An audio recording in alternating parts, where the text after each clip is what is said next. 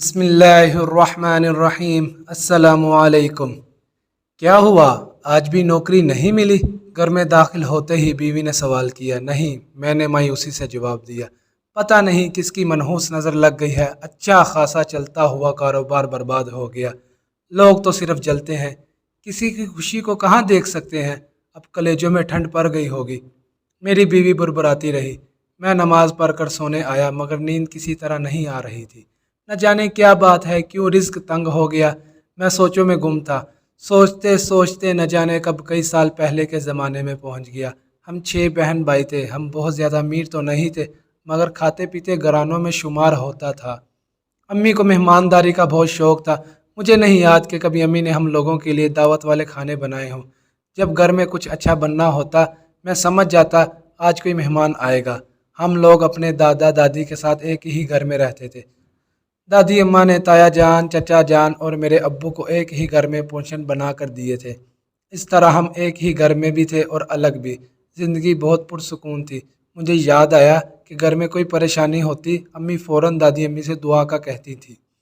اس طرح گھر میں کوئی خوشی کی بات ہوتی تب بھی امی سب سے پہلے دادی امی کو بتاتی۔ ایک دفعہ میں نے امی سے پوچھا کہ امی سب لوگ اپنی باتیں چھپاتے ہیں، آپ فوراً دادی اماں کو بتاتی ہیں، تو امی نے مجھے سمجھایا تھا کہ بیٹا دادا دادی تمہارے ابو کے امی ابو ہیں۔ تمہارے ابو کے پریشانی یا بیماری کا سن کر جتنا وہ دل سے دعا کریں گے اور کوئی کر ہی نہیں سکتا، اور خوشی میں جتنا وہ خوش ہو کر دعا کریں گے کوئی دوسرا خوش ہو ہی نہیں سکتا۔ میں نے ابو کو ہمیشہ دیکھا دادی امی کے پوشن میں روز جا کر دادی امی کے پیر دبانا ان کا معمول تھا۔ دادی امی کے انتقال کے بعد پھپھو جانی جب میکے آتی تو امی کی خواہش اور پوری کوشش ہوتی پھپھو جان ہمارے ساتھ کھانا کھائیں۔ گھر میں کچھ اچھا بننا ہوتا تو پھپھو جان کو لازمی بلواتے۔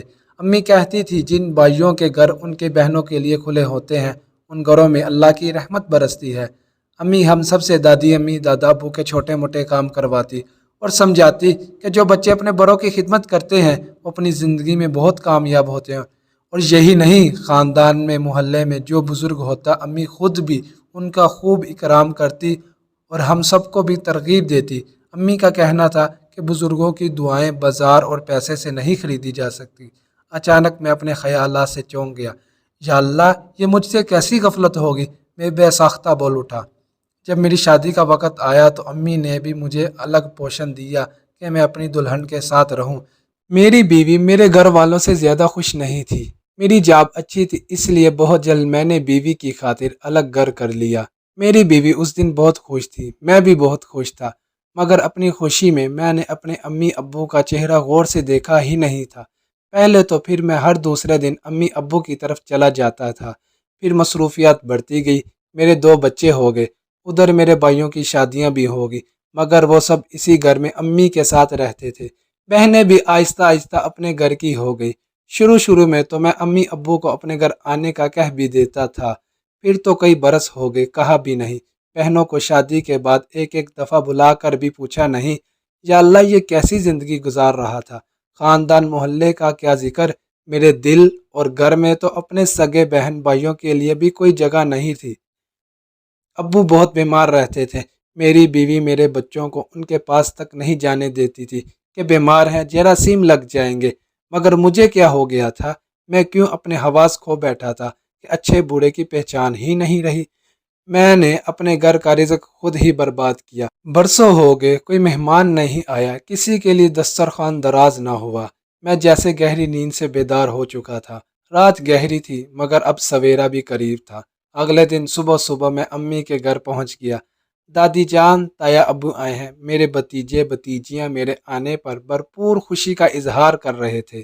بھائی بھی سب آ کر محبت سے مل رہے تھے۔ سب حیران تھے۔ میں نے اگلے دن ہی سب کو اپنے گھر کھانے پر بلا لیا تھا۔ پھر امی کی گود میں سر رکھ کر چپکے سے کچھ ندامت پشیمانی کے آنسو نکل گئے تو لگا دل کا بوجھ کچھ ہلکا ہو گیا۔ بچوں، آج سب میری طرح کبھی بھی اپنوں سے دور مت ہوئیے گا۔ زندگی کبھی بوجھ نہیں بنتی۔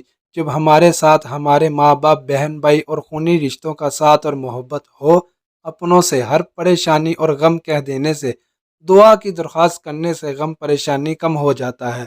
سب کی دعائیں ساتھ ہو تو رزق میں برکت بھی ہوتی ہے۔